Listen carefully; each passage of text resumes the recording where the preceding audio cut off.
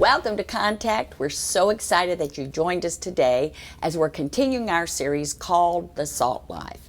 Today's going to be a little different because our son James will be teaching a message called Don't Be a Moron. Now, doesn't that sound like an edgy statement for a young person? That's a young person. Yeah, but it's a great message. But last week we learned that we are the salt of the earth, but salt can lose its potency and flavor.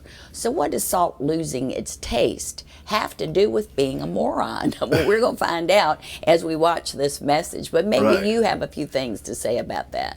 Well, it would be a moronic act for a Christian to lose their savor. That's right. Which can happen. Yeah, and that's the thing that Jesus was talking about is don't go there. It's like trading something that's precious for something that's worthless. Right. Something that is only for this time and place and has no effect on eternity. Right. So, you know, we all have choices to make. We all face decisions every single day. Yeah.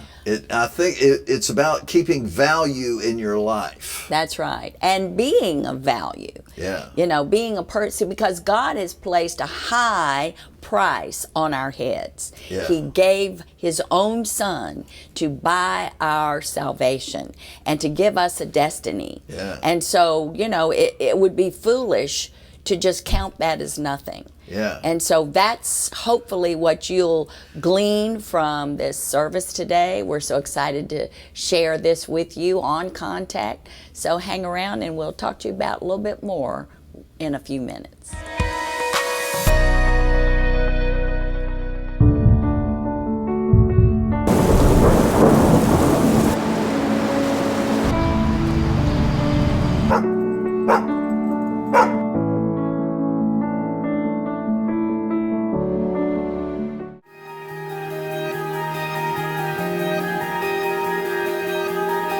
We try to foster biblical principles in every area of their school day. So it's not just about the academics. It's to know that they are loved here, that they are safe here, and also at the same time really get the material that they are learning in class. I understand a bunch more than what I did in my old school.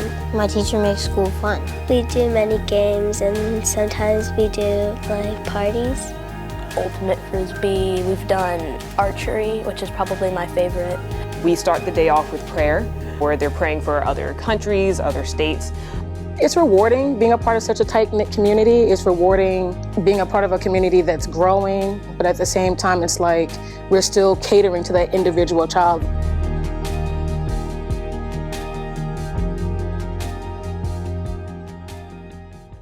With on-time messages, exciting events, an active children's ministry and youth group, Bible school, and much more, there will always be something for you and your family. Visit our website at faithlandmarks.org.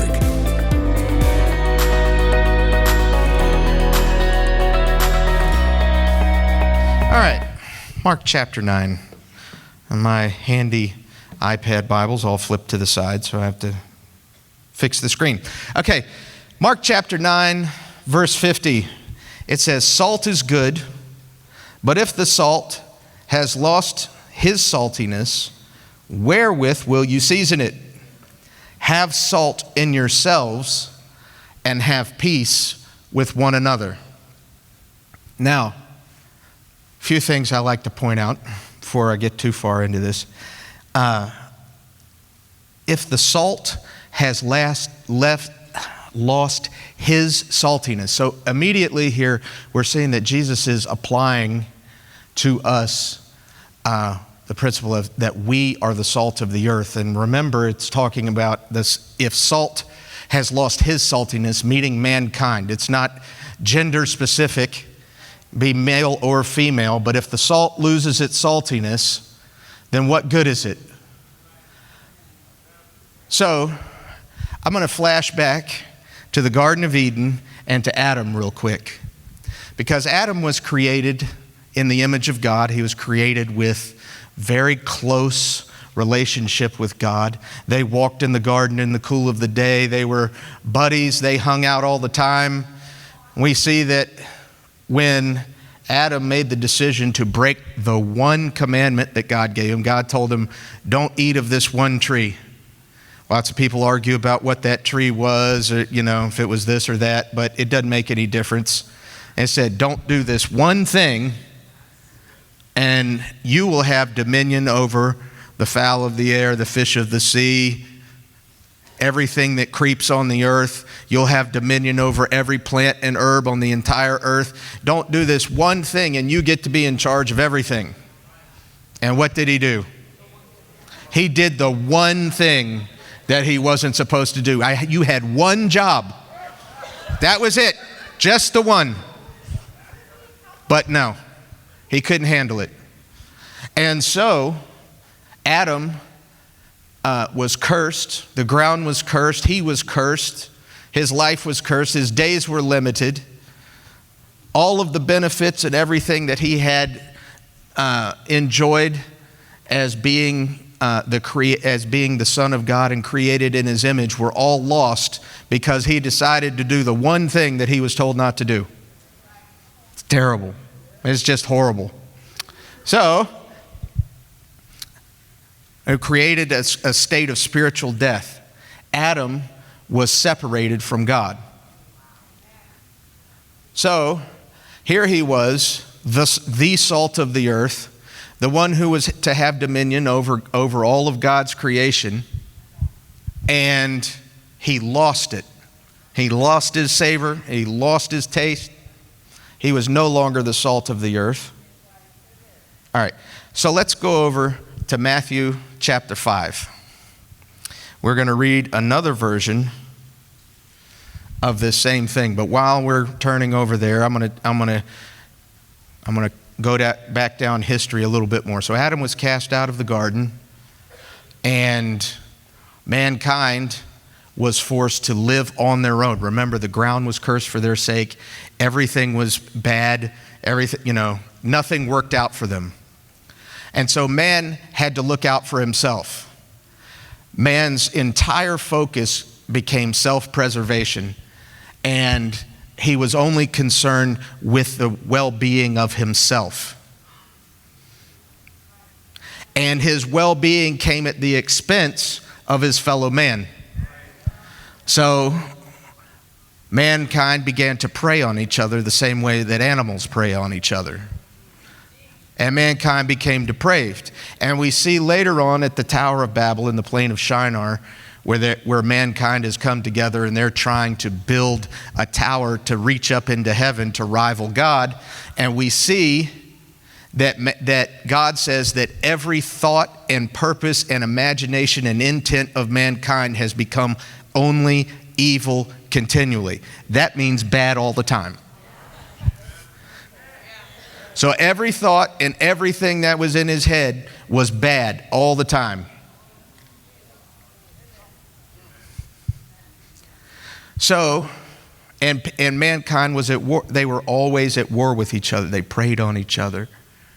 They fought with each other. The strong took from the weak.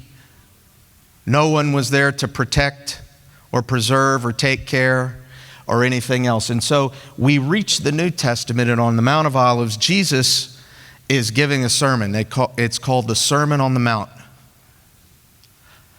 And I'm going to start reading in verse 13, but then I'm going to back it up a little bit in a few minutes. Somebody asked me earlier if the message was always the same in the second service as it was in the first. Sometimes it's the case, but today, a little bit different. So, all right, Matthew chapter 5 and verse 13, it says, this is Jesus talking to the multitude on the Mount of Olives after he's teaching the Sermon on the Mount, and he says, you are the salt of the earth, but again here if the salt has lost his savor, or mankind has lost its savor, wherewith will it be salted? It is thenceforth good for nothing, but to be cast out and to be trodden under the foot of men. Now, I wish I could come down with a microphone and ask some of you what you think the definition of savor is. If you were here in the first service, be quiet, shh. What do you think the word savor means? Do you think it means taste? Do you think it means spice? Flavor? Okay. So the word salt actually means, it was used to season food and sacrifices. This is the definitions from the Bible about what the word salt means. You are the salt of the earth. This is the salt that we're talking about. To season food and sacrifices. It's also saline matter used to fertilize arable land. Over here we have the periodic table. And salt, table salt that's used to season food, is made of sodium and chloride. It's sodium chloride. And sodium chloride that's used to season food and to preserve food and to when you have no refrigeration, keeps things from spoiling and rotting. That same table salt, if you pour it on slugs or on snails or on whatever, it will fry them.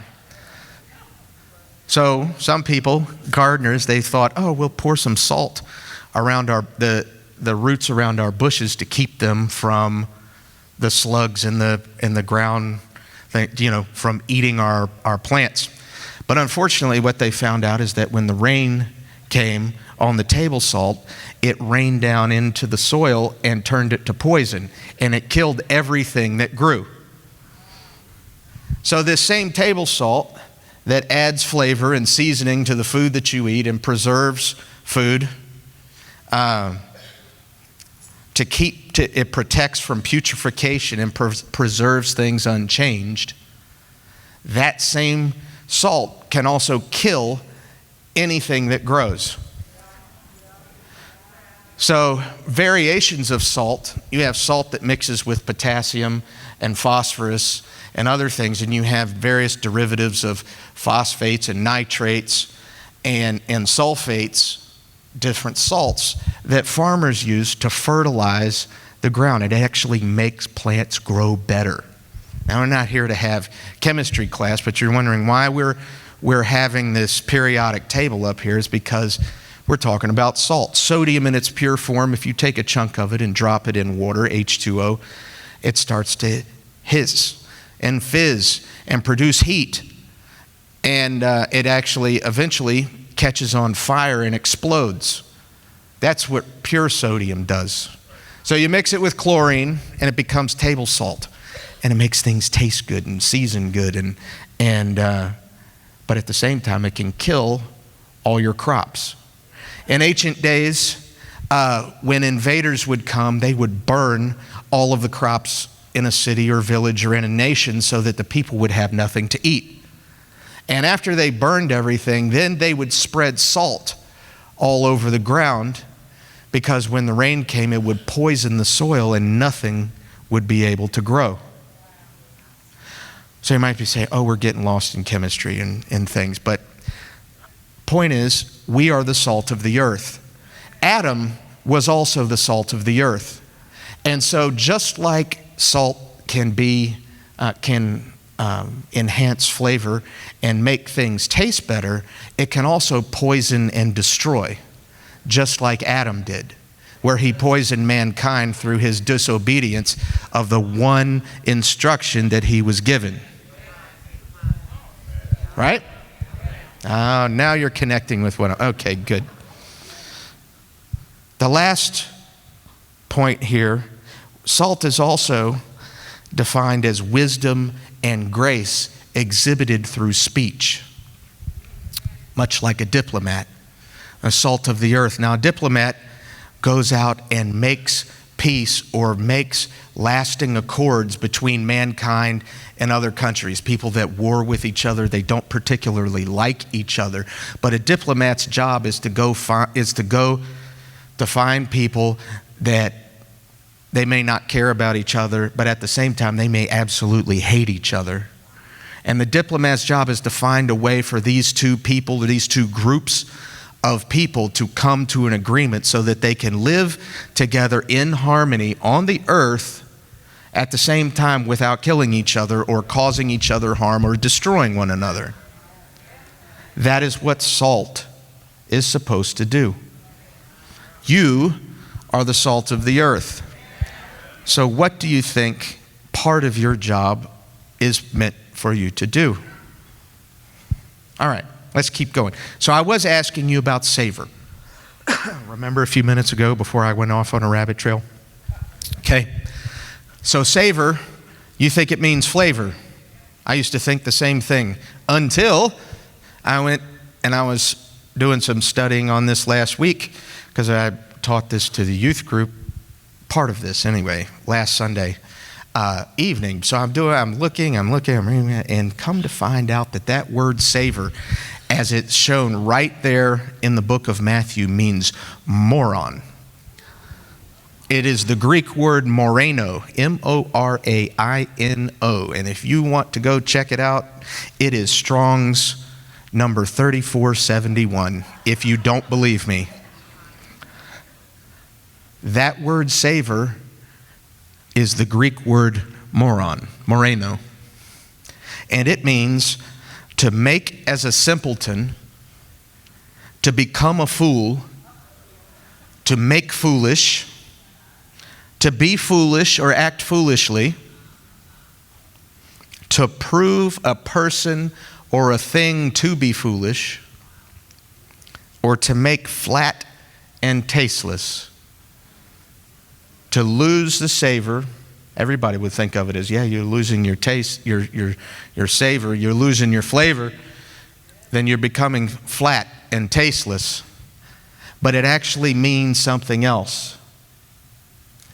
If you lose, so let's read it like this, plugging in the definitions for salt and for savor like I've been giving you. You are the salt of the earth. You are the thing that seasons food and provides the spice of life. You are the saline matter or the salt that fertilizes and causes things to grow. You are the lasting symbol of concord and accord and agreement between people or groups of people or nations. You are the thing that protects from putrefaction and preserves unchanged what God intended to be in His creation. You are the thing that speaks in wisdom and in grace to make all of this come to pass. But if you should act as a simpleton, if you should act as a fool, become foolish, act foolishly, then you will become flat and tasteless, and you will have no reason and no purpose for existence but to be thrown out and cast out, trodden under the feet of your fellow man, because you have lost your purpose. You have lost your direction. You have lost your intention. Your intended purpose from the beginning was to be the salt of the earth, but you, through your own actions, have become something else. I'll just let that sink in for just a second, and then I'll keep going. Okay, long enough. So then I started looking a little bit more. And I found out, I got this nice little Bible app. It used to be that when you were doing studying, you had to have the scripture anvil. It's, a book about this thick that weighed about 30 pounds. You had to move it with a forklift or a furniture dolly or something. And so you had to, it was difficult and time consuming to go through and search words out. But now, this handy little thing, you press a button and it pops the next one right up. So technology can be a great thing. But the root for moreno, the next word that was connected to it was the Greek word moros, or in English, if we're going to pronounce it, it's morose. You guys heard the word morose before? Sad of countenance, dejected, downcast, 3474, M-O-R-O-S. And this one means, by definition, dull or stupid, morally heedless, blockhead, and absurd. It also means foolish, impious, and godless.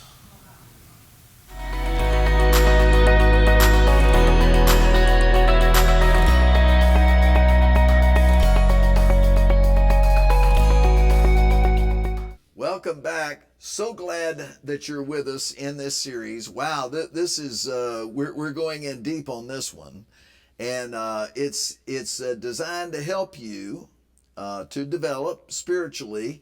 And I want to say to you that Jesus is the one who made the point. Don't lose your savor. Mm-hmm. Okay, which is like in today's world, a lot of people think, well, that's the only purpose for salt is to season food. Right. Yeah, but it actually is much more than that. And so we're the salt of the earth, like we were pointing out earlier. We have an effect on things. The body of Christ has an effect on things. So if you take that effect out of the earth or out of the world, then things putrefy. They do. Right. So it's kind of like you can identify whether a person is a wise person or a foolish person many times. Here's a scriptural example. The prodigal son. Mm-hmm. See, he considered his birthright to be of no value, a lot like Esau, and he went out and wasted his father's livelihood. Right, his inheritance. On riotous living. living. We've got an inheritance. So he just took that money and he might as well just flushed it down the toilet. Right. Because he wasted it. But the father took him back. That's what he is. That's what God is like. Yeah, so he got his savor back. Yeah. See, he got his life back. You could say that he repented and turned back to God. And he got his salt life back. Yeah. So I want to just say to you, it's never too late. You might feel like you've made a huge amount of mistakes in your life and you've just gummed things up and messed things up. But, when you look at the story of the prodigal son, and he just really lost it all, but yet we see the father's attitude. It's never too late. He's always welcomes you. He always wants you coming back into his life, the salt life. Right. So, we've got lots going on here. We're preparing for our coming summer outreaches in the surrounding areas, and we have a lot of building projects here at our home base. This is always an exciting time for us.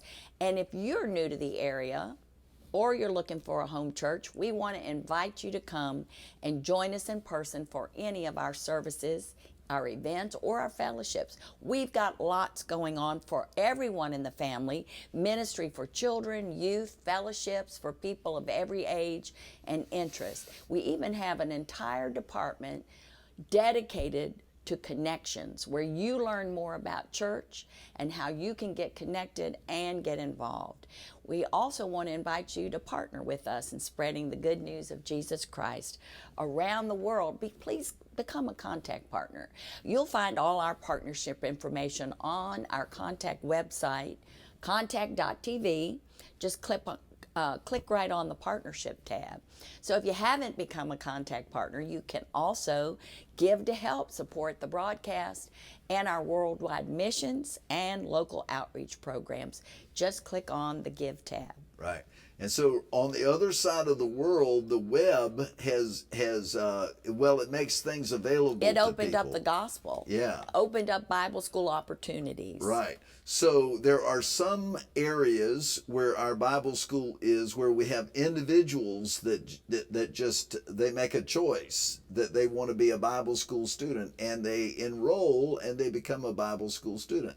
Other areas, there's groups of people like churches, whole areas of locale, that get together and have Bible school, and we send the curriculum to them. So we just encourage you to check out our Bible school website, flbi.org, And you can call the school office to get more information. But we want you to take a look at what's coming up.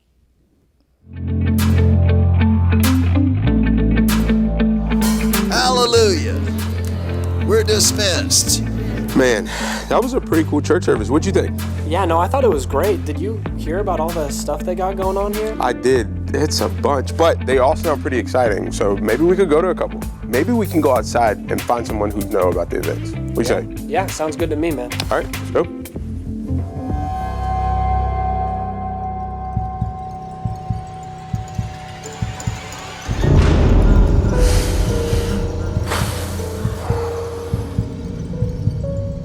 Where did everyone go?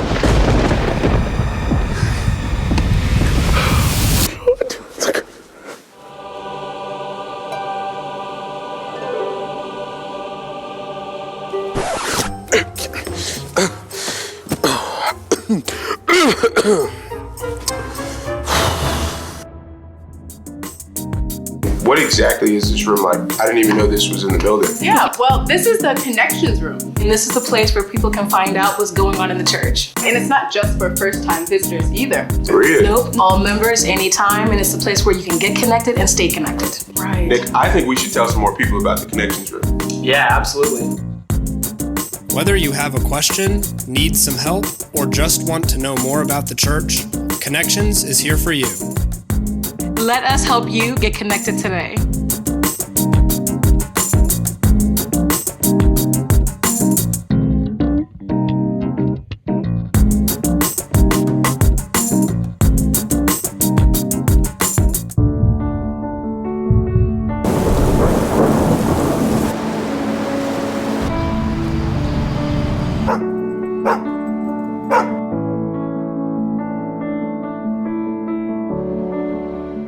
With on-time messages, exciting events, an active children's ministry and youth group, Bible school, and much more, there will always be something for you and your family.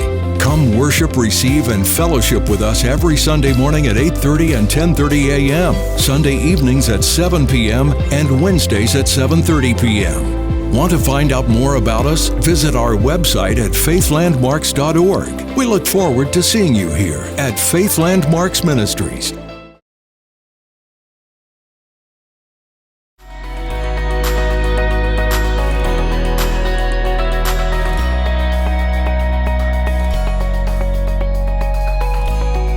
Thank you for joining us today on Contact. We want to say to you also that you're welcome at any time to come to any of our regular services or join us online if it doesn't work for you to come here. So we want to say to you, may God continue to bless you, and we'll see you next time on Contact.